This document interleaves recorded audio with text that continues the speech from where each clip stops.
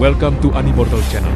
Tanpa berlama-lama lagi, mari kita mulai ceritanya. Meskipun pemuda dari puncak pertama itu cepat, ini adalah lautan. Tidak peduli seberapa cepatnya dia harus mengandalkan dirinya sendiri. Terutama karena pedang perunggu itu telah dihancurkan oleh Xu Qing. Adapun Xu Qing, dia bergerak di atas kapal sihirnya. Dia tidak hanya tidak menghabiskan energinya, tetapi dia juga bisa pulih selama pengejaran. Dengan cara ini, hasil dari pengejaran ini secara alami dapat dibayangkan. Kenyataannya, inilah kekuatan para kultivator perahu puncak ketujuh. Sebagai seorang kultivator perahu, setelah mencapai alam bangunan fondasi, mereka tidak hanya kuat di pantai, tetapi mereka juga dapat bertahan lama dalam pertempuran laut. Hanya dalam waktu 2 jam, kapal ajaib Xu Qing berhasil menyusul pemuda yang gelisah itu. Dalam hal membunuh, Xu Qing tidak akan pelit dengan keilahian kapal ajaib itu. Begitu dia mendekat, serangan keilahian itu meledak dengan dahsyat. Pemuda puncak pertama menjerit mengerikan. Ia segera melakukan serangkaian segel tangan dan mengeluarkan sejumlah besar jimat untuk menangkis serangan itu. Baru setelah itu ia terhindar dari kematian dengan beberapa luka. Ia bahkan tidak menoleh saat terus melarikan diri. Xu Qing mendengus dingin dan terus mengejar. Tak lama kemudian, malam pun tiba. Saat matahari terbenam, langit dan laut tampak berubah menjadi satu warna. Kapal ajaib Xu Qing berhasil menyusul lagi. Kali ini, dia tidak menggunakan kekuatan ilahi, tetapi melompat dengan ganas saat dia berhasil menyusul. Ia pun melemparkan tongkat besi hitam yang mengitari sekelilingnya, mencari kesempatan. Pada saat ini, kegembiraan leluhur sekte berlian telah mencapai puncak hidupnya. Guru, kita harus menyingkirkan orang ini. Menurut pengalamanku yang tak terhitung jumlahnya membaca buku-buku kuno, anak ini bukanlah orang yang sederhana. Dari pakaiannya aku tahu dia berasal dari puncak pertama 7 mata darahmu. Selain itu, dia sudah sangat kuat meskipun dia berada di alam bangunan fondasi dan belum membentuk api kehidupannya. Secara umum, orang seperti itu adalah karakter utama dalam buku-buku itu. Identitasnya juga seharusnya tidak sederhana. Dia bahkan mungkin seorang bangsawan. Tuan, apakah kamu memperhatikan? Orang ini tidak pernah berbicara dengan benar. Dalam buku, orang dengan karakteristik seperti itu sangat sulit dibunuh. Namun, jika dibandingkan dengan Master, dia adalah naga palsu. Hanya Master yang merupakan naga sejati dalam buku-buku kuno yang kubaca. Meskipun orang seperti itu penuh dengan keberuntungan, Master akan dapat memperoleh keberuntungannya setelah dia terbunuh. Kita tidak bisa membiarkannya begitu saja. Lagi pula, orang ini terlalu sok penting. Kata-katanya tidak ada artinya. Kalau kita menghajarnya sampai dia bisa bicara bahasa manusia, itu akan sangat memuaskan. Saat leluhur sekte berlian berbicara dengan penuh semangat, dia mengendalikan tongkat besi hitam untuk mendekat dengan cepat. Pada saat yang sama, dia bersorak dalam benaknya. Kau sudah mati. Akulah satu-satunya yang bisa selamat dari kejaran iblis Xu ini. Tidak akan ada yang kedua. Tongkat besi hitam yang dikendalikan oleh leluhur sekte berlian itu sangat cepat. Begitu tongkat itu mendekat, Xu Qing juga melangkah mendekat. Dia mengangkat tangan kanannya dan menekannya dengan keras. Seketika, pedang surgawi itu muncul dan turun dengan kejam. Pemuda puncak pertama meratap dalam hati dan segera mengeluarkan lebih dari 10 jimat dan melemparkannya serentak. Dia dengan tegas membuat jimat-jimat itu hancur sendiri. Jimat-jimat itu membentuk gelombang energi kuat yang menahan Plesiosaurus di bawah, dan pedang surgawi di atas memberi ruang baginya untuk menghindar. Namun, leluhur sekte berlian menemukan kesempatan dan langsung menusuk lengannya. Napas pemuda puncak pertama terengah-engah dan kekejaman tampak di matanya saat dia mengeluarkan raungan rendah. Membakar!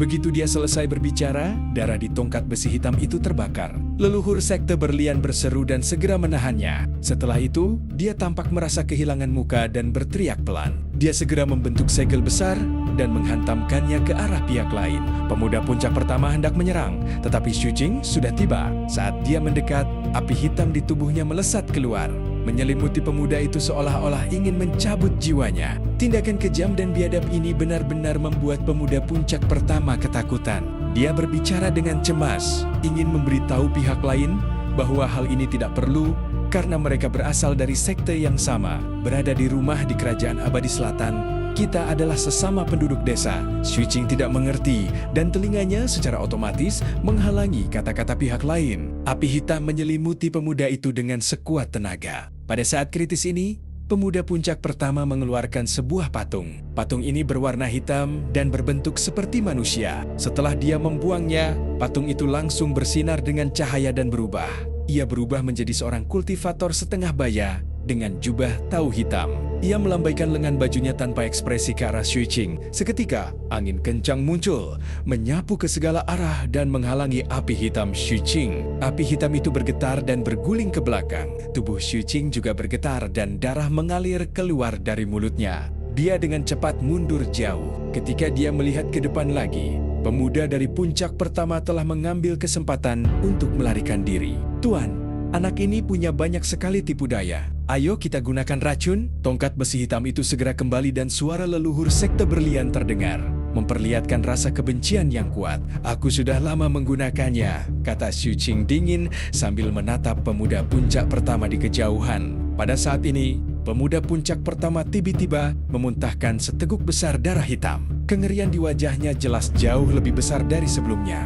Dia merasakan bahwa qi dan darahnya tidak stabil, dan organ-organ dalamnya terasa sakit seolah-olah sedang terkikis. Tanda keracunan ini membuatnya buru-buru mengeluarkan pil penawar racun. Namun, pil itu tidak berguna, dan keracunannya malah semakin parah. Racun ini secara khusus dimurnikan oleh Xu Qing untuk melawan penawar racun. Sangat sulit bagi racunnya untuk dinetralkan oleh penawar racun. Pemuda puncak pertama tidak punya pilihan lain selain menggunakan seni rahasia untuk menekan racun secara paksa sambil berteriak dalam hati. Dia merasa tidak perlu sampai seperti ini. Dia sudah mengatakan bahwa mereka berdua berasal dari sekte yang sama. Mengapa harus melanjutkan pertempuran? Bukankah itu hanya untuk merebut binatang laut Foundation Building? Tidak perlu mengejarnya sampai mati. Dunia yang kacau adalah saatnya. Siapakah aku untuk mendorong orang lain terlalu jauh? Xu Qing tidak peduli. Dia mengendalikan kapal sihir dan menabrak pemuda itu dengan keras. Pemuda itu menjerit sedih. Ia merasa tidak bisa berkomunikasi dengan bocah dari puncak ketujuh ini. Ia sudah memperkenalkan dirinya dan mengungkapkan identitasnya. Tetapi pihak lain masih ingin bertarung. Jika terus seperti ini, dia mungkin benar-benar mati di sini.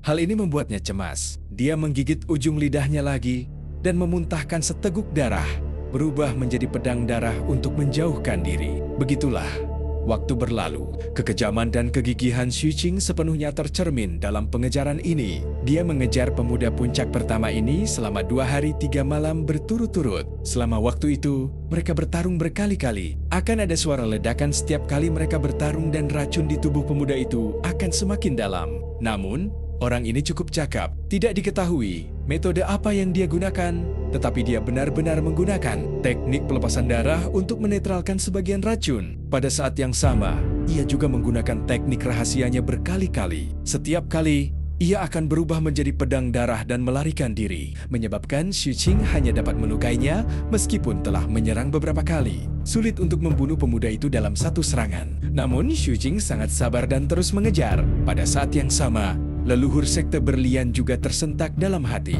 Dia menatap pemuda di depannya dan memikirkan dirinya sendiri. "Nah, meskipun kau bisa dianggap sebagai tokoh utama dalam buku, kau tidak bisa melakukan apapun saat kau bertemu Demon Shu, kecuali kau belajar dariku, tetapi tempatnya terbatas. Hanya ada kapal ajaib yang tersisa untukmu." Saat leluhur sekte berlian menarik napas dalam-dalam, ia tidak bisa menahan rasa bangganya. Pada saat itu, rambut pemuda puncak pertama itu acak-acakan dan jubahnya compang-camping. Dia dalam kondisi yang sangat lemah dan wajahnya sangat pucat karena kehilangan banyak darah. Dia telah menggigit lidahnya berkali-kali. Dia merasa bahwa jika dia terus menggigit, lidahnya mungkin akan hilang. Rasa dinginnya telah lama menghilang. Dia belum pernah bertemu orang yang gigih seperti itu yang akan mengejar orang lain. Selama 2 hari 3 malam tanpa tidur atau istirahat, momentum itu tampaknya menunjukkan bahwa pihak lain tidak akan menyerah kecuali dia terbunuh. Musim gugur berganti musim dingin dengan hati yang mati rasa. Kemana tujuan dedaunan yang berguguran dan darah? Pemuda itu menjerit sedih. Dia melemparkan lempengan giok ke belakangnya dengan ganas. Lempengan giok itu langsung meledak dan sejumlah besar jiwa muncul. Jiwa-jiwa ini tidak memancarkan sikap menyerang apapun, seolah-olah dia memberikannya kepada Xu Qing. Semua itu adalah barang-barang yang telah dikumpulkannya. Di satu sisi, barang-barang itu dibutuhkan untuk kultivasi. Di sisi lain, ia berencana untuk kembali ke sekte dan menjualnya kepada para kultivator bangunan fondasi di puncak ketujuh. Ia tahu bahwa meskipun jiwa-jiwa ini tidak sebagus jiwa segar ketika diekstraksi dari makhluk hidup, itu sudah cukup. Bulan di dekat air, siapa yang tidak tahu kamu adalah Xuan Yuan. Demi bertahan hidup, dia mengucapkan kata-kata itu dengan sedih. Setelah selesai berbicara, dia menggigit ujung lidahnya lagi dan berubah menjadi pedang darah untuk menjauhkan diri. Meskipun Xu Qing tidak bisa memahami kata-kata tidak masuk akal dari pihak lain, setelah melihat jiwa-jiwa ini, api hitam di tubuhnya menyebar dan menghirupnya. Seketika, jiwa-jiwa ini diserap ke dalam tubuh Xu Qing tanpa perlawanan apapun. Mereka berubah menjadi kayu bakar dan terbakar, menyerang lubang sihir ke-12 dan meledakkannya hingga setengah terbuka. Mata Xu Qing menyipit saat dia mengejar lebih cepat. Adegan ini menyebabkan kesedihan dan kemarahan di wajah pemuda puncak pertama menjadi lebih intens. Dia merasa bahwa pihak lain terlalu tidak sopan. Dia sudah memohon belas kasihan dan memberinya kompensasi. Dia sudah mengatakan bahwa mereka adalah keluarga dan bahkan menyanjung pihak lain. Mengapa dia harus bertindak sejauh ini? Bukankah itu hanya binatang buas? Tidak perlu seperti ini. Karena itu, dia segera berbicara. Kita melihat matahari, bulan dan bintang setiap hari. Teman lama datang dan pergi. Kita abadi. Xu Qing tidak mengatakan apa-apa dan terus mengejar. Begitu saja, siang dan malam berlalu. Pemuda puncak pertama telah membuang semua jiwa yang telah dikumpulkannya. Xu Qing juga membuka 2 lubang ajaib di tubuhnya, secara langsung mencapai 13 lubang yang terbuka. Namun, dia terus mengejar dan tidak menyerah sama sekali. Dia juga berkali-kali menyerbu dengan paksa untuk membunuh pemuda itu, tetapi pihak lawan selalu lolos. Adapun masa muda puncak pertama, hampir tidak ada yang tersisa dari jubahnya, khususnya lingkaran di bawah matanya benar-benar hitam, menonjolkan wajahnya yang bahkan lebih pucat. Ia bahkan merasa telah melihat bintang beberapa kali. Rasa pusing dan lelah, serta tubuhnya yang lemah dan korosi racun, membuatnya merasa sangat putus asa. Ia senang karena telah melakukan banyak persiapan untuk perjalanan ke laut ini, yang memungkinkannya untuk mempertahankan kekuatan tempurnya. Ia telah berhasil lolos beberapa kali dari pengejar puncak ke-7. Namun, daerah sekitar itu terlalu jauh. Setelah berhari-hari, dia masih belum berhasil melarikan diri kembali ke sekte. Butuh setidaknya 5 hari lagi. Saat memikirkan hal ini, pemuda puncak pertama merasa semakin putus asa. Dia juga menyampaikan pesannya, tetapi lautnya terlalu luas dan transmisi suaranya tidak dapat menjangkau sejauh itu. Melihat anak di belakangnya hendak mempercepat lajunya lagi, pemuda puncak pertama meratap dalam hati. Tiba-tiba, suara gemuruh muncul di langit di depannya. Sosok-sosok bersiul lewat di langit yang jauh, guntur bergemuruh dan pusaran terbentuk di laut. Ada puluhan tokoh yang saling bertarung. Dapat dilihat bahwa mereka terbagi menjadi 2 kelompok dan tingkat kultivasi mereka sulit dijelaskan. Hanya gempa susulan yang terjadi membuat laut tampak seperti akan runtuh dan angin kencang terus bertiup ke segala arah. Langit pun meredup. Adapun aura yang dipancarkannya, meski jaraknya sangat jauh, tetap saja membuat pikiran pemuda puncak pertama bergetar hebat, bahkan sampai memuntahkan seteguk darah. Xu Qing yang berada di belakang juga melihat kejadian ini. Pikirannya juga bergemuruh dan dia memuntahkan darah. Dia melihat sosok-sosok yang terbang di langit. Salah satu dari mereka bagaikan dewa, melampaui tetua ketiga. Hanya dengan melirik mereka saja, Xu Qing merasa tubuhnya akan runtuh. Hal ini menyebabkan napasnya menjadi berat. Salah satu sosok dan sayap besar di bawah kakinya membuat Xu Qing mengenali identitas pihak lain. Pada saat yang sama, mata pemuda puncak pertama berbinar. Dia melihat bahwa salah satu dari sosok itu adalah tuannya. Jadi dia berteriak dengan gila. Matahari yang bersinar menyinari hari lain. Garis baru di lautan luas. Mungkin karena masa muda puncak pertama terlalu gelisah. Kekuatan sihir mengalir deras ke tenggorokannya, menyebabkan suaranya pecah. Suaranya terdengar tajam dan menyedihkan. Puluhan kultivator dari kedua belah pihak yang tengah bertempur di kejauhan mendengar teriakan pemuda itu. Ekspresi Xu Qing juga berubah saat dia tiba-tiba mundur. Yang membuatnya mundur bukan hanya kata-kata yang tidak dapat dijelaskan dari pemuda puncak pertama, tetapi puluhan tatapan yang ditarik oleh suara itu.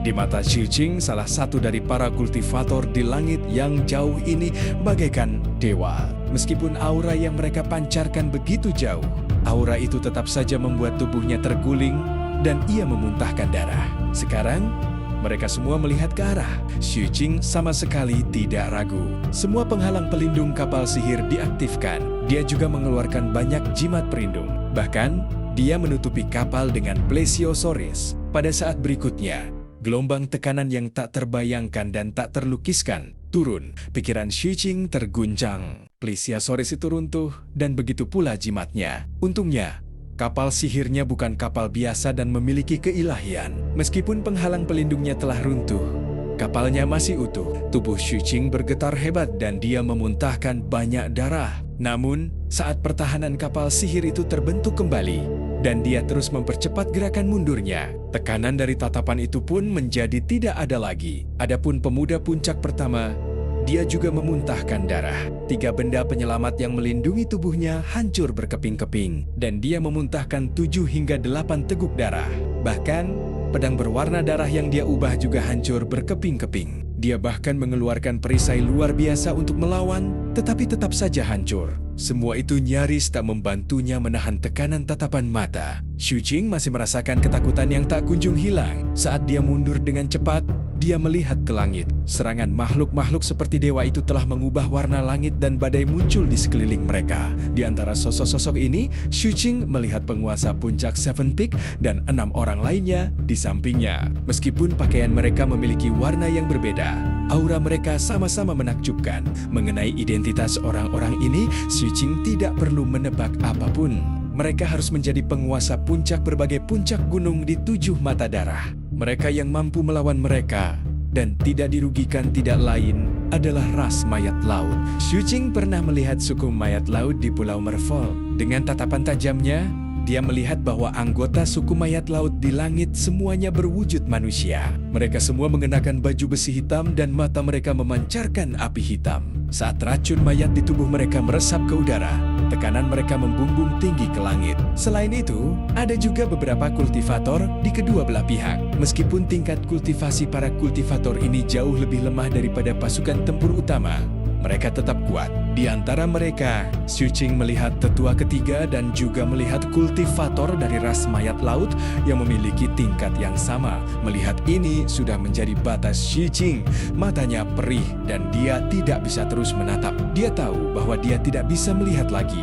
Kalau tidak, dia pasti akan buta dan tubuhnya juga tidak akan mampu menahannya. Pada saat yang sama, terdengar suara gemuruh rendah dari langit. Seorang lelaki tua berjubah tau merah tua di sisi Seven Blood Eyes tiba-tiba melambaikan tangannya, dan pedang emas terbentuk di sekelilingnya. Setelah memaksa mundur kultivator si Corpse Race yang sedang bertarung dengannya, dia langsung menuju ke Xu Qing dan pemuda First Peak. Wajah lelaki tua itu semerah jubahnya, dan seperti ada orang yang terbakar dalam tubuhnya. Bahkan, hanya dengan melihatnya saja, jiwanya bisa bergetar. Panas yang pekat terus-menerus keluar dari tubuhnya. Melihatnya, mata pemuda puncak pertama menampakkan kegembiraan saat dia meraung keras. Garis baru di lautan luas, matahari yang bersinar menyinari hari yang lain. Dasar bajingan yang tidak bisa berbicara bahasa manusia, cepatlah pergi. Kau mencari kematian dengan tetap di sini. Lelaki tua dari puncak pertama yang bergegas menghampiri berteriak dengan suara pelan. Ia menoleh dan mengayunkan pedangnya secara horizontal, melawan anggota ras mayat laut yang telah menghentikannya meninggalkan medan perang. Dalam sekejap mata, kedua belah pihak semakin menjauhkan pertempuran mereka. Ketika Xu Qing mendengar ini, dia terus membuat kapalnya mundur lebih jauh. Adapun pemuda puncak pertama yang tidak jauh dari sana, dia juga cemas. Dia tahu betul bahwa begitu tuannya pergi, dia akan mati. Karena itu, dia berteriak dengan wajah merah dan mata merah. "Tuan, selamatkan aku. Bocah dari puncak ketujuh ini telah mengejarku selama 10 hari 10 malam. Dia tidak akan berhenti sampai dia membunuhku. Tuan, jangan pergi. Selamatkan aku." Xu Qing sama sekali tidak ragu-ragu. Kapal ajaib di bawahnya berdengung dan menyelam ke laut dalam. Lelaki tua dari puncak pertama itu tercengang. Ia menyadari bahwa murid terakhirnya ini telah kerasukan. Sejak ia mengetahui bahwa Raja kuno mistik Nether suka menyembunyikan hal-hal yang mendalam dalam puisinya. Ia jarang berbicara dalam bahasa manusia dan setiap kalimatnya penuh dengan omong kosong. Terakhir kali dia mendengar anak itu berbicara bahasa manusia adalah 3 tahun lalu.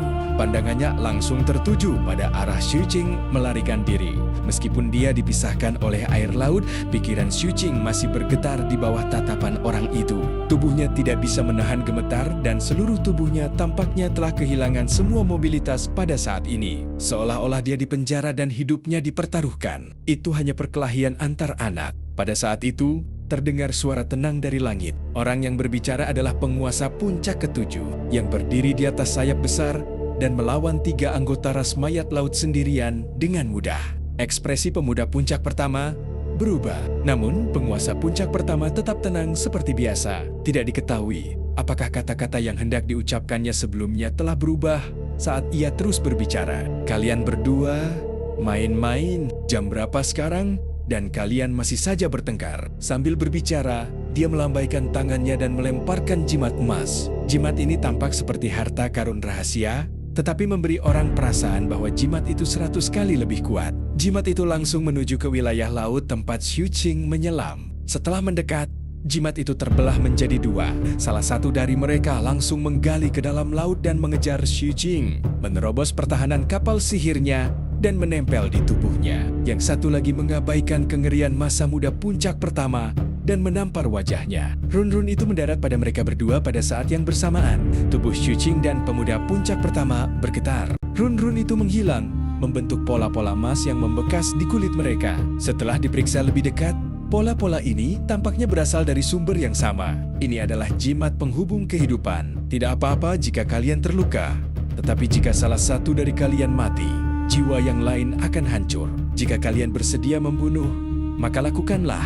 Jika tidak, maka enyahlah kembali ke sekte segera. Ketika kalian kembali, penghubung kehidupan akan hilang dengan sendirinya. Lelaki tua dari puncak pertama itu berteriak pelan, menimbulkan gelombang dahsyat yang menyapu Xu Qing dan pemuda puncak pertama ke kejauhan. Setelah itu, ia menyerbu ke arah kelompok kultivator Sea Corps. Dengan ayunan pedangnya, ia langsung memotong setengah kaki kultivator Sea Corps. Kultivator ras mayat laut masih bergerak, tetapi ci pedang meletus dan tubuh bagian bawahnya langsung runtuh.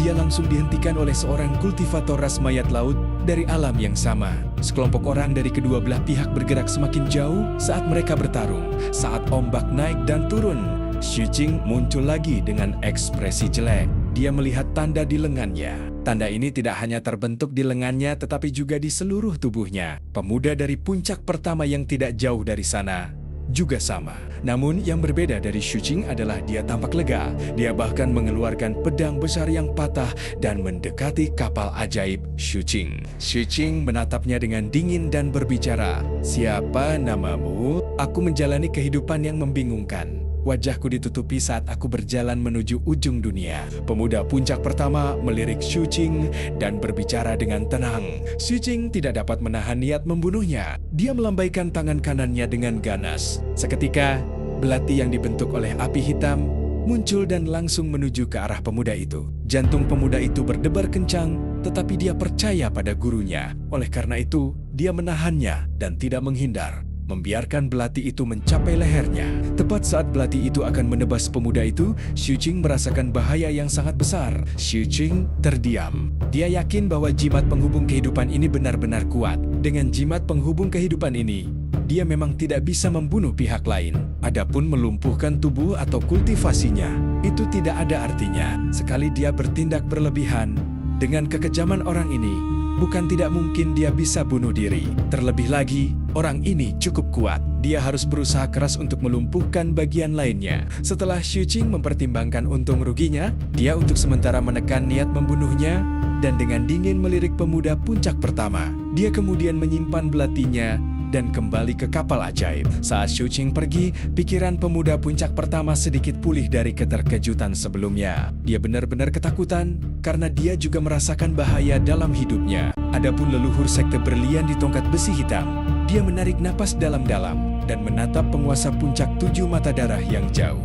Pikirannya dipenuhi dengan desahan. Kenapa aku tidak memikirkannya? Ini juga berhasil. Adapun Xu Qing setelah dia kembali ke kapal, dia duduk dan mengendalikan sebagian bayangan untuk menutupi tubuhnya. menyebabkannya memancarkan zat-zat anomali dalam upaya untuk merusak tubuhnya. Metode ini adalah metode yang dipikirkan Xu Qing untuk menghapus jimat penghubung kehidupan. Di bawah korosi bayangan, jimat kehidupan meredup sedikit. Namun, prosesnya lambat. Xu Qing tidak lagi peduli dengan masa muda puncak pertama. Sambil perlahan-lahan menggiling jimat itu, dia mengeluarkan sebilah bambu dan mengambil tongkat besi hitam untuk mengukirnya. Saat ia mengukir, mata leluhur sekte berlian melebar. Dia melihat nama-nama yang tertera pada potongan bambu itu. Fokusnya langsung tertuju pada kata-kata leluhur sekte berlian di bagian atas. Jantungnya berdebar kencang saat merasakan betapa pendendamnya Xu Qing. Yang paling membuatnya gemetar adalah meskipun namanya telah dicoret, namun berbeda dengan nama-nama lainnya. Nama-nama yang lain telah dicoret sebanyak 3 kali, tetapi namanya hanya dicoret 1 kali. Dan sangat samar. Apakah kau masih ingin membunuhku? Leluhur sekte berlian itu merasa ngeri. Ia merasa harus bekerja keras untuk menjadi lebih berguna secepat mungkin dan berusaha keras untuk memiliki lebih banyak garis pada namanya. Dia juga melihat nama baru yang ditulis Xu Qing. Bodoh. Leluhur sekte berlian diam-diam melirik pemuda puncak pertama dan sangat setuju. Pada saat ini, pemuda puncak pertama menghela napas panjang lega. Dia berpikir dalam hati bahwa jika dia tidak bertemu gurunya, dia akan benar-benar kehilangan nyawanya kali ini. Juga, ketika dia melihat tuan tua ketujuh berbicara untuk pihak lain sebelumnya, dia tidak bisa tidak menebak-nebak. Setelah itu, dia memperhatikan tindakan Xu Qing dan merasa sangat penasaran. Namun, dia tidak tahu banyak puisi dan biasanya membuat bait-bait secara acak. Saat ini, ada banyak pertanyaan yang ingin dia tanyakan. Tetapi dia tidak tahu bagaimana cara mengungkapkannya. Setelah lama kemudian, dia akhirnya berbicara. Dengarkanlah suara hujan di malam tanpa tidur. Apakah yang abadi di langit adalah ayahmu? Xu Qing mengabaikan pemuda yang otaknya rusak ini. Setelah mengukir kata idiot, dia meletakkan potongan bambu itu ke dalam sakunya dan mengaktifkan penghalang pelindung kapal sihir yang langsung mengisolasi sosok pihak lain. Setelah itu, dia hendak mengendalikan kapal untuk meninggalkan tempat itu. Ketika terdengar teriakan sedih dari kejauhan, Xu Qing langsung menoleh. Sekilas, dia melihat ke arah kedua kelompok itu pergi. Mayat seorang kultivator inti emas dari ras mayat laut yang hanya memiliki separuh tubuhnya tiba-tiba jatuh dari langit dan tenggelam ke laut. Mata Xu Qing langsung menyipit. Xu Qing menyadari bahwa kultivator ras mayat laut yang jatuh ini adalah orang yang separuh tubuhnya hancur oleh pedang penguasa puncak-puncak pertama sebelumnya. Pihak lain sudah terluka parah saat itu.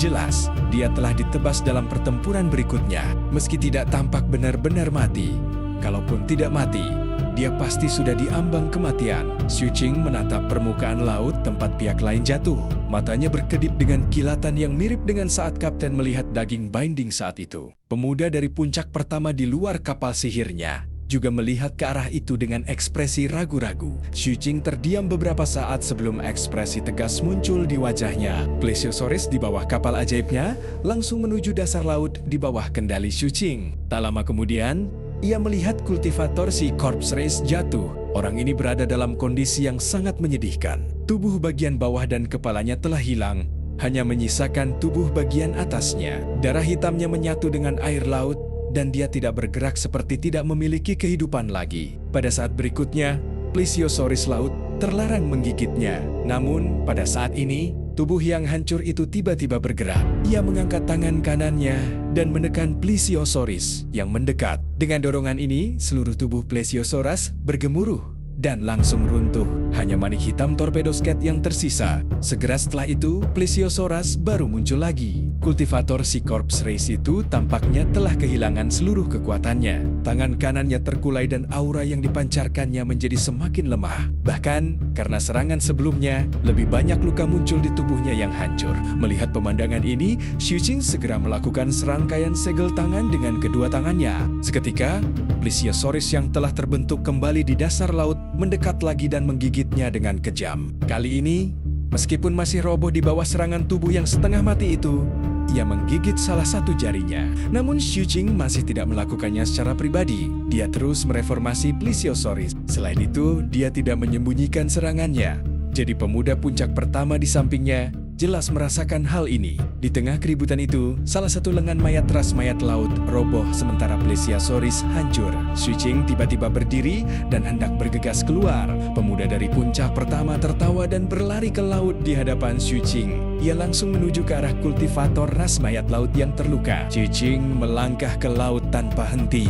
Ia tampak bergerak dengan kecepatan penuh, tetapi ia menahan diri.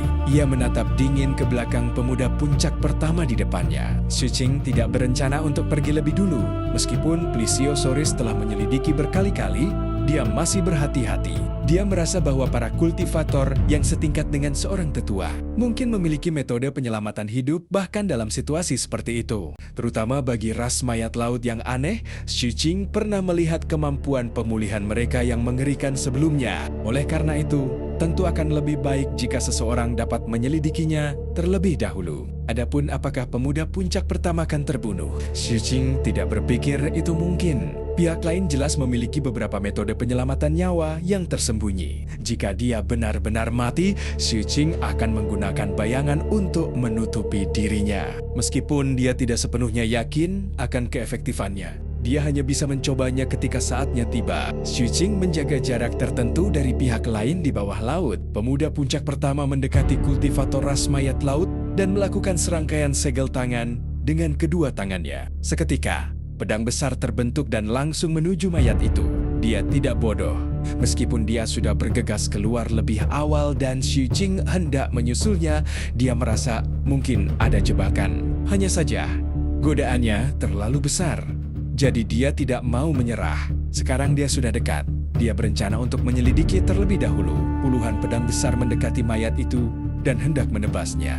Namun, pada saat itu, dada kultivator ras mayat laut itu tiba-tiba terbelah dan bola darah hitam mengalir keluar. Bola itu langsung berubah menjadi bayangan hantu jahat dan meraung ke arah pemuda puncak pertama. Raungan ini langsung membangkitkan kekuatan dahsyat, menyebabkan selusin pedang besar langsung runtuh dan hancur berkeping-keping.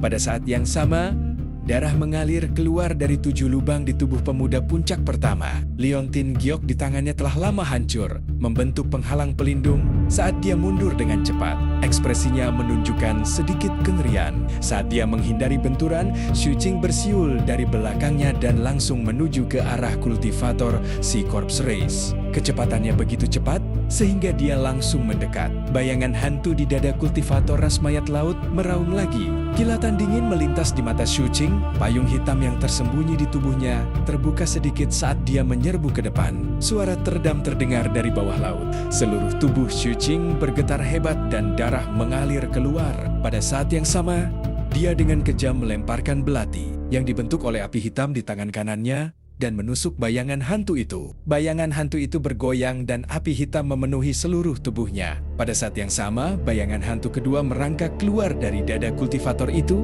dan mengeluarkan raungan rendah lagi. Tubuh Xu bergetar hebat dan dia terpaksa mundur ratusan kaki jauhnya. Adapun kultivator ras mayat laut, dia juga memanfaatkan kesempatan ini untuk mempercepat penurunannya.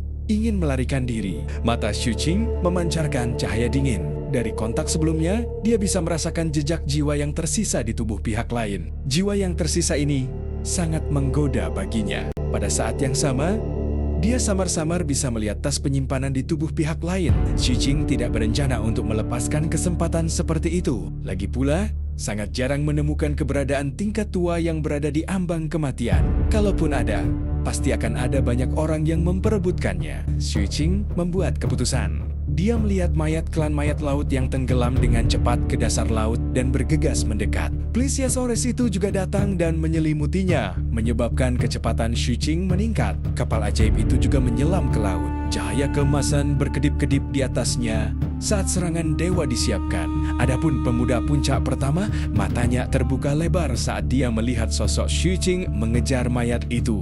Pikirannya langsung menjadi kacau. Meskipun dia tergoda oleh mayat itu, dia merasa tidak sepadan untuk mempertaruhkan nyawanya demi mayat itu. Sebagai yang mulia ke-9 dari puncak pertama, dia dapat mengambil risiko yang tepat, tetapi dia tidak dapat memilih untuk mempertaruhkan nyawanya. Bagaimanapun, selama dia mengikuti rencana yang ditentukan, masa depannya akan cerah.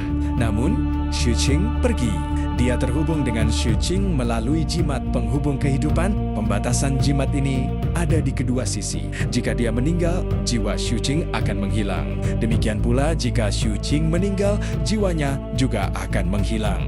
Hal ini membuat dirinya yang tadinya merasa nyaman, tiba-tiba merasa cemas tak terkira. Tiba-tiba dia merasa bahwa tuannya tidak begitu bijak dan perkasa. Oleh karena itu, dia sangat bimbang saat ini. Pada akhirnya, dia menggertakkan giginya dan mengutuk dalam hatinya saat dia mengikutinya. Terlebih lagi, kecepatannya bahkan lebih cepat. Dia menggigit ujung lidahnya yang hampir menghilang dan menggunakan teknik rahasia untuk berubah menjadi pedang darah. Dia takut jika dia terlambat, orang gila dari puncak ketujuh ini akan kehilangan nyawanya. Setelah berhasil menyusul Xu Qing, pemuda puncak pertama merasa sangat sedih saat dia melemparkan jimat giok penyelamat nyawa yang dia cintai kepada Xu Qing. Melihat Xu Qing dengan cekatan mengambil jimat giok, pemuda puncak pertama meratap dalam benaknya. Ia merasa bahwa ia seharusnya tidak merampas binatang laut milik pihak lain dalam perjalanan ke laut ini. Sekarang, di bawah jimat penghubung kehidupan, dia tidak hanya tidak merasa nyaman, tetapi dia juga harus menjadi pelindung Dao.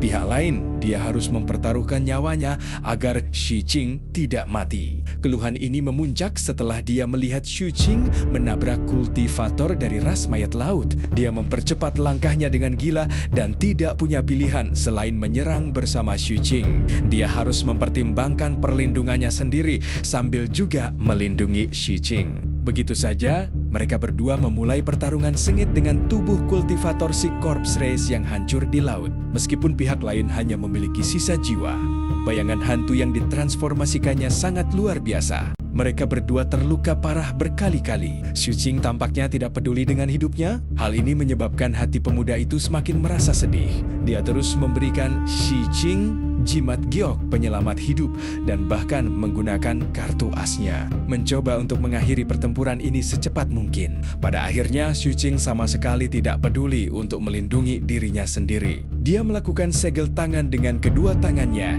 dan terus-menerus melepaskan api hitam. Dia terus menyerang dan menyerap jejak kekuatan jiwa pihak lain, sementara dia dilindungi dengan putus asa oleh pemuda puncak pertama.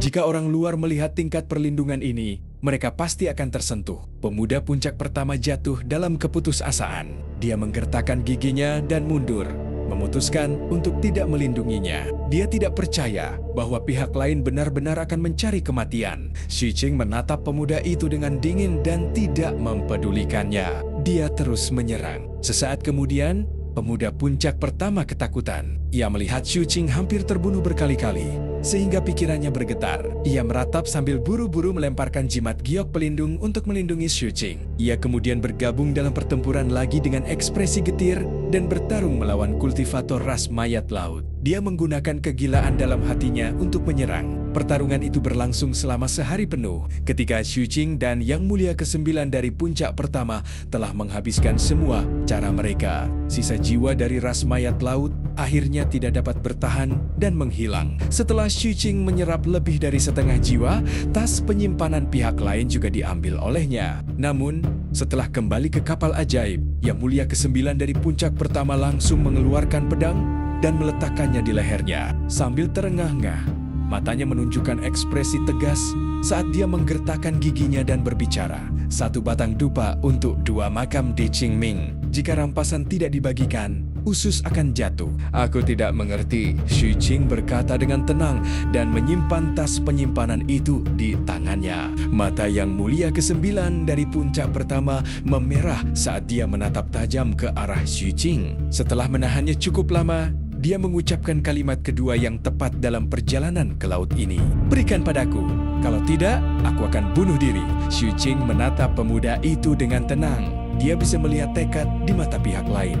Dia terdiam sejenak dan berpikir bahwa pihak lain memang telah banyak membantunya ketika dia menyerang sebelumnya. Pemuda itu juga telah bekerja sangat keras untuk melindunginya. Ada beberapa kali ketika yang terakhir lebih seperti pelindung Dao daripada pelindung Dao. Dia membuka kantong penyimpanan dan menuangkannya di depan pihak lain. Seketika, sejumlah besar barang berjatuhan. Ada segepok tiket roh, sejumlah besar batu roh yang berserakan, lembaran giok, botol pil, dan sebagainya. Bahkan, ada banyak bahan pemurnian. Bahan-bahan itu menumpuk hingga ketinggian yang signifikan. Ada 2 jimat giok yang memancarkan fluktuasi energi. Xu Qing pernah melihat jimat giok seperti itu sebelumnya. Jimat itu mirip dengan benda penyelamat milik pemuda itu. Akan tetapi, jelas bahwa fluktuasi dari kedua jimat giok ini jauh lebih kuat. Xu Qing pernah melihat benda seperti itu di toko di pelabuhan. Ini juga jimat, tetapi tidak dibuat oleh seorang kultivator bangunan fondasi, melainkan oleh seorang kultivator inti emas. Karena inti emas terlalu kuat dan tidak ada batu giok yang dapat sepenuhnya menahan kekuatan serangannya. Sebagian besar jimat giok hanya memiliki sedikit kekuatan inti emas. Kedua jimat ini tampaknya baru saja disempurnakan belum lama ini. Jelas, itu bukan untuk digunakan sendiri oleh kultivator ras mayat laut. Tidak perlu baginya untuk melakukannya. Ada kemungkinan besar dia telah mempersiapkannya untuk orang lain. Ada juga bulu yang diukir dari batu giok yang sangat menarik perhatian di antara benda-benda itu. Bulu itu bersinar dengan cahaya yang tajam. Ketika Xu Qing dan Yang Mulia ke-9 melihat benda ini, mata mereka menyipit. Artefak ajaib! Xu Qing agak tergerak. Lentera napas rohnya adalah artefak ajaib. Dan tongkat besi hitam itu juga bisa disebut artefak ajaib. Sampai batas tertentu, artefak sihir digolongkan antara harta karun rahasia dan harta karun sihir. Harta karun ini dianggap sebagai harta karun sihir buatan manusia. Namun, ada perbedaan yang cukup jauh antara harta karun ini dengan harta karun sihir yang sebenarnya. Harta karun ini dibagi menjadi 3 tingkatan: rendah, menengah, dan tinggi. Namun, bagi para kultivator yang tidak memiliki kesempatan apapun untuk mendapatkan harta sihir, artefak sihir sudah sangat bagus. Xu Qing sama sekali tidak ragu dan meraih bulu giok itu. Adapun Yang Mulia ke-9 dari puncak pertama, dia juga mengangkat tangannya. Namun, yang dia raih bukanlah bulu itu, melainkan benda yang sangat tidak mencolok di tumpukan benda ini. Itu adalah potongan logam yang tampak seperti kotak. Saat dia melihat kotak ini, mata Xu Qing menyipit. Dia telah melihat kotak ini 2 kali. Pertama kali terjadi pada perkemahan pemulung Horsford, dan waktu yang lain terjadi pada pemuda duyung. Namun, bahkan sekarang Xu Qing tidak tahu benda apa ini. Dia juga mencari di toko-toko di kota utama, tetapi tidak menemukan sesuatu yang serupa. Sekarang Xu Qing melihat yang ketiga. Hampir pada saat Xu Qing menoleh, pemuda dari puncak pertama itu segera memegang benda ini di tangannya. Dia menatap Xu Qing dengan waspada dan berbicara. 300 suap darah telah dimuntahkan. Yang paling heroik adalah pembagian hasil rampasan yang merata. Bicaralah seperti manusia, kata Xu Qing dingin.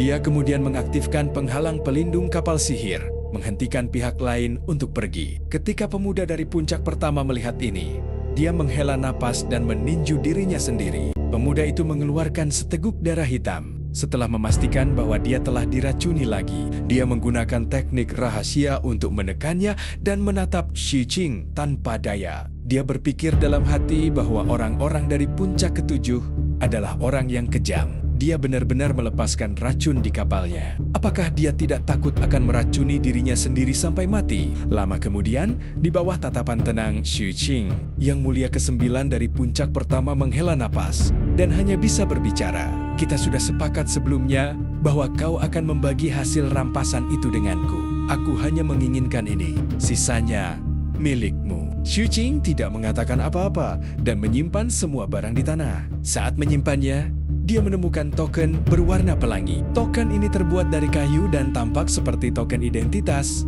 tetapi sedikit rusak. Setelah mengamati lebih dekat, dia bisa melihat sedikit kilau di sana. Jelas, seperti itu karena sering dipegang seseorang. Dia melihat ke arah pemuda puncak pertama. Awan-awan di hamparan tandus menjulang dari tanah. Pemuda puncak pertama baru saja mengatakan ini ketika dia melihat Xu Qing mengerutkan kening. Dia meratap dalam hati dan sedikit khawatir. Jika dia tidak berbicara dengan benar, pihak lain akan memilih untuk menyerangnya lagi. Dia menahannya dan berbicara. Ini adalah tanda dari aliansi 7 sekte. Anggota ras mayat laut yang kita bunuh ini seharusnya adalah seorang kultivator aliansi 7 sekte saat dia masih hidup. Apa yang kamu minum tadi? Tanya Xu Qing.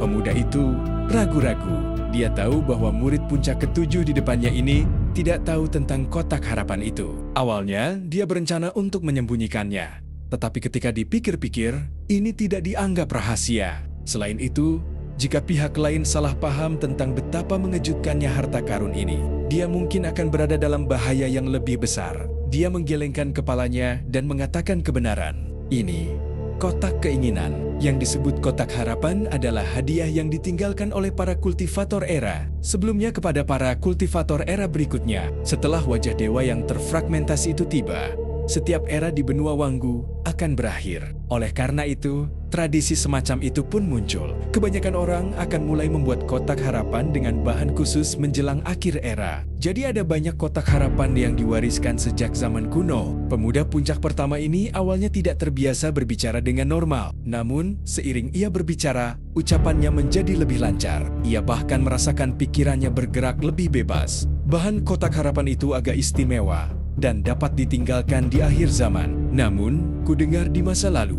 seseorang memperoleh kotak harapan yang tampak seperti peti mati, tetapi kultivator di dalamnya sudah meninggal. Ada juga yang memperoleh kotak harapan kosong. Jadi, tidak ada yang tahu apa sebenarnya prinsip di baliknya. Kalaupun ada barang, karena ada ahli yang meninggalkan dan menyegelnya, tidak ada yang tahu apa isinya selain orang yang menyegelnya. Namun, kudengar beberapa orang telah memperoleh sumber daya berharga, seperti harta karun sihir dan seni kultivasi dari era sebelumnya. Ada juga yang memperoleh daun biasa saja. Singkatnya, benda ini bisa dikatakan tak ternilai atau biasa saja. Pada akhirnya, itu tergantung pada keberuntungan. Aku sudah membuka 3 di antaranya. Hasil panen aku biasa saja, tetapi aku yakin keberuntungan aku cukup baik. Cara membukanya juga mudah. Gunakan kekuatan sihirmu untuk memeliharanya hingga batas maksimal dan pintu itu bisa dibuka.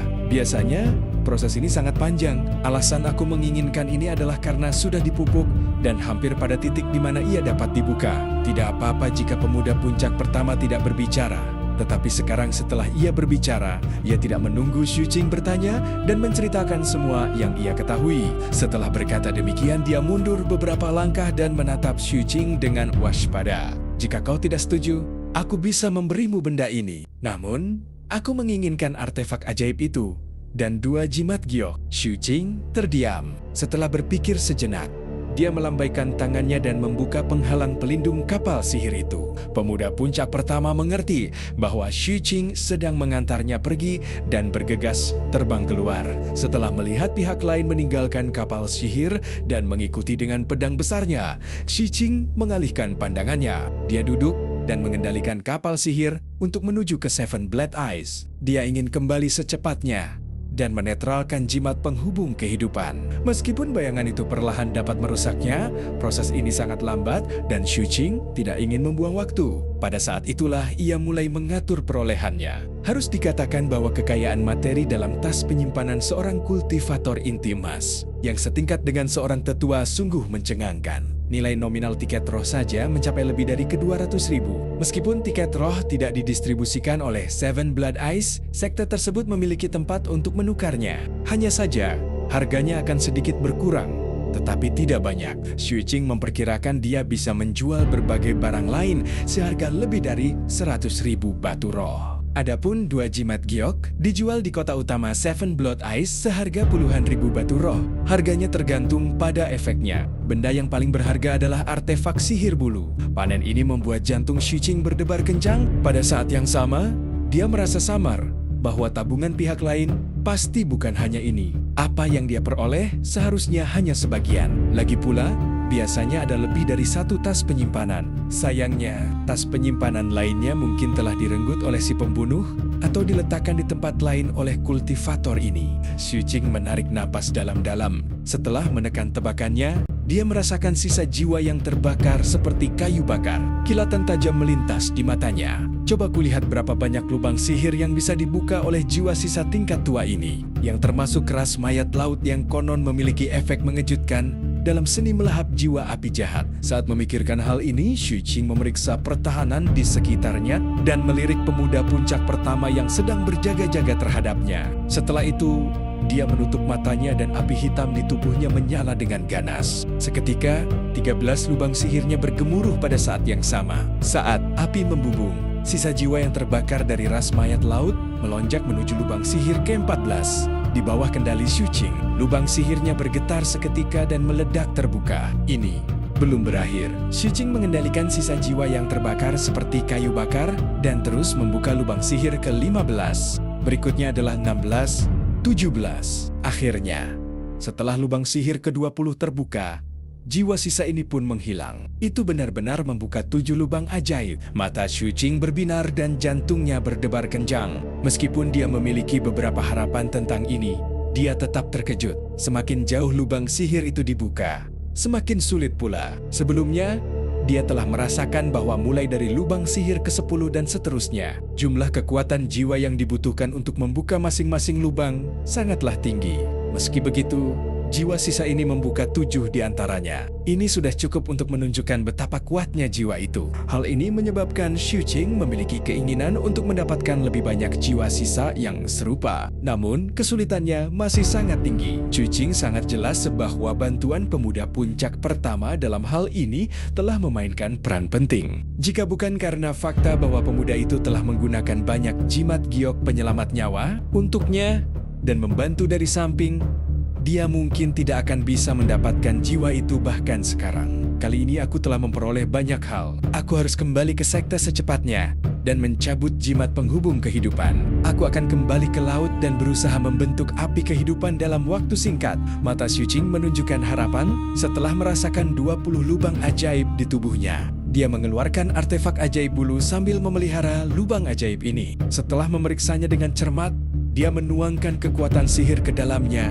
dan mulai mempelajarinya. Waktu berlalu dan segera 3 hari berlalu. Sementara Xu Qing sedang merawat lubang sihirnya dan mempelajari artefak sihir, pemuda puncak pertama yang mengikuti di luar kapal sihir akhirnya selesai memurnikan jejak terakhir dari kotak harapan. Begitu selesai, dia sangat bersemangat. Dia segera melirik Xu Qing. Setelah merasakan bahwa Xu Qing masih berkultivasi, dia sengaja memperlambat lajunya hingga dia menjauh dari kapal ajaib itu. Dia buru-buru melambaikan tangannya dan membentuk penghalang pelindung yang menghalangi pandangan orang yang mengintip. Baru saat itulah dia melihat kotak logam di tangannya. Dia tidak berbohong kepada Xu Qing. Dia memang telah membuka 3 kotak harapan. Tetapi ada sesuatu yang tidak dia katakan. Kotak harapan pertama yang dia buka berisi selembar bambu kuno. Selip bambu kuno ini tidak memiliki nilai yang banyak. Namun isi yang tercatat di dalamnya berkaitan dengan raja-raja dan penguasa zaman dahulu. Barang apapun yang berhubungan dengan raja dan penguasa zaman dahulu memiliki nilai yang mencengangkan. Lembaran bambu kuno ini mencatat kehidupan 3 raja zaman dahulu. Meskipun itu hanya sebuah deskripsi, namun tetap saja membuat pemuda puncak pertama ini terus-menerus merindukannya. Ia terutama sangat menyukai deskripsi Kaisar Abis mistik kuno. Dikatakan bahwa ia suka menyembunyikan misteri dalam puisi sepanjang hidupnya. Ini memberinya banyak inspirasi. Pemuda dari puncak pertama itu menarik napas dalam-dalam. Setelah memastikan lagi bahwa Xu Qing tidak memperhatikan tempat ini dan bahwa sekelilingnya tenang, ia menggosok tangannya terlebih dahulu. Ia lalu menepuk dahinya dan memukul dadanya beberapa kali. Seolah-olah dia sedang melakukan semacam ritual doa. Dia bahkan memejamkan matanya. Setelah waktu yang dibutuhkan untuk membakar setengah batang dupa, matanya tiba-tiba terbuka, memperlihatkan kilatan tajam.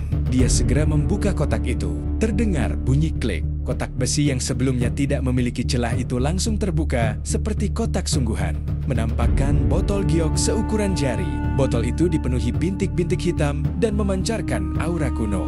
Botol itu berisi cairan obat. Ada juga selip kuno di sampingnya. Adegan ini seketika membuat pemuda puncak pertama bergairah dan jantungnya berdebar kencang. Hal ini karena selama bertahun-tahun selain potongan bambu kuno dari kotak pertama, dia hanya memperoleh barang-barang tak berguna di 2 kotak lainnya. Sekarang, setelah dia melihat bahwa selain selip kuno itu, ada juga sebuah botol kecil yang tampaknya berisi cairan obat, dia menjadi sangat gembira. Aku untung besar. Sambil bergumam, pemuda itu tiba-tiba menjadi waspada.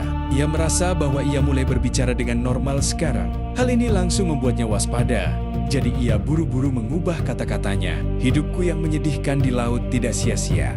Aku berhasil mencapai puncaknya dalam semalam. Setelah bergumam lagi, akhirnya dia merasa nyaman. Dia tidak sabar untuk mengambil botol kecil itu.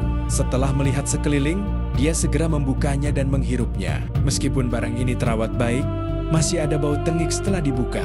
Pemuda puncak pertama tidak tahu apa ini, tetapi baunya membuatnya bersemangat. Ini karena baunya menandakan bahwa cairan di dalamnya masih memiliki efek obat. Kesempatan besar roh surgawi naga giok hanya aku yang diberkati. Namun, dia tidak berani menelannya langsung. Dia menghirupnya lagi dengan ekspresi mabuk sebelum menutupnya dan melihat potongan bambu kuno di dalam kotak. Dia mengeluarkannya dan segera memeriksanya. Tak lama kemudian, informasi di dalamnya muncul di benaknya. Bagi mereka yang bernasib baik, aku doakan yang terbaik untuk kalian. Aku lahir di era Mystic Nether, dan aku mengolah metode Raja Kuno. Aku bertanya-tanya apakah dewa masih ada. Kotak ini digunakan untuk menyimpan harta karun, tapi itu di bawahku. Harta karunku tersimpan dalam garis keturunanku. Aku berharap penemunya adalah seorang perempuan, sehingga akan melahirkan ahli warisku.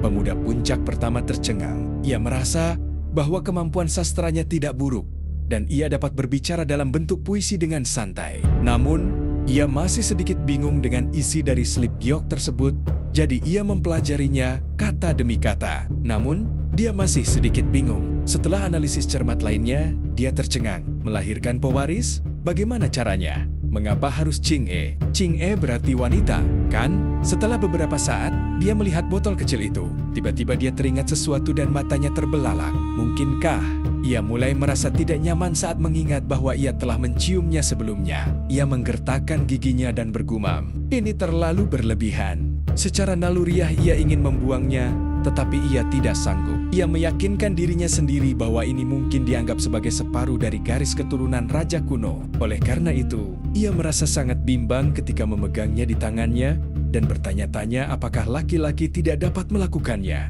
Pada saat yang sama, Xu Qing membuka matanya ke arah kapal ajaib di kejauhan dan melihat pemuda puncak pertama di pedang besar di belakangnya. Dia menduga bahwa pihak lain seharusnya telah membuka kotak harapan itu dan juga penasaran. "Apa yang kamu dapatkan?" tanya Xu Qing. Penghalang di sekitar pedang besar itu menghilang dan memperlihatkan pemuda puncak pertama. Ekspresinya tidak sedap dipandang dan dia terus memuntahkan udara seolah-olah sedang membersihkan hidungnya. Dia bahkan menyemburkan kekuatan sihirnya ke dalam lubang hidungnya. Setelah waktu yang lama, ekspresinya sedikit membaik. Dia menatap langit dan tidak berbicara. Mengenai kotak harapan, dia sudah menyimpannya. Melihat ini, Xu Qing menebak. Dia menarik kembali pandangannya dan tidak peduli lagi. Waktu terus berjalan lagi. Keduanya semakin dekat dengan Seven Blood Eyes, dan Xu Qing juga memperoleh sedikit pemahaman tentang artefak sihir bulu itu. Kemampuan benda ini adalah kecepatan. Setelah diaktifkan, kecepatan kultivator dapat langsung meningkat beberapa kali lipat dari kecepatan mereka sendiri. Namun, kebutuhan akan tubuh sangat tinggi. Karena ada orang luar di sekitar, Xu Qing tidak langsung mengujinya. Namun, setelah merasakannya, dia sudah yakin bahwa begitu artefak ajaib ini diaktifkan, kecepatannya akan mencapai ketinggian yang mencengangkan. Aku perlu mencari tempat untuk mencobanya dan membiasakan diri dengan penggunaannya. Saat Xu Qing merenung, dia melihat sebuah perahu ajaib dari puncak ketujuh di kejauhan. Hampir seketika perahu ajaib puncak ketujuh muncul. Pemuda puncak pertama yang sudah bosan sejak membuka kotak harapan langsung mengangkat kepalanya dan menjentikkan jarinya. Jubah tahu baru muncul di tubuhnya. Gerakannya sangat familiar, seolah-olah dia sudah sering berlatih. Ekspresinya juga menunjukkan dingin, seolah-olah telah berubah menjadi es. Ada juga aura pedang samar-samar yang tertinggal di tubuhnya. Sepertinya dia sedang berjaga-jaga dan juga terlihat seperti sengaja melakukannya. Ini lebih jelas terlihat ketika aura pedang mengelilinginya, menyebabkan rambut panjangnya berkibar. Ketika orang luar melihatnya, mereka akan mengira dia luar biasa. Hanya ketika perahu ajaib puncak ketujuh pergi, masa muda puncak pertama kembali patah semangat. Tindakan ini, terutama cara dia berganti pakaian dan kecepatannya, membuat Xu Qing merasa sedikit aneh. Namun, seiring berjalannya waktu, mereka bertemu dengan lebih banyak murid Seven Blood Eyes di jalan. Selain itu, Xu Qing secara bertahap terbiasa dengan hal itu, karena pihak lain melakukan hal ini setiap saat.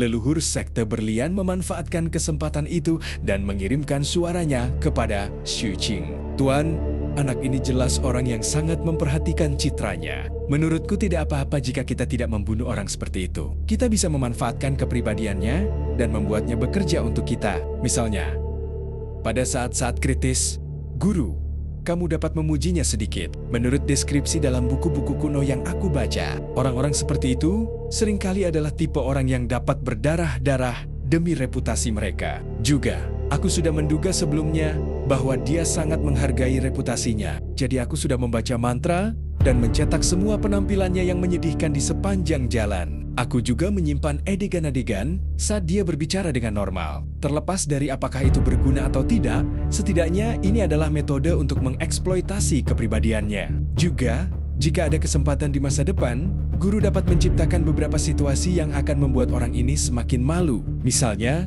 membuatnya memohon belas kasihan, menempatkannya dalam kotoran, dan sebagainya.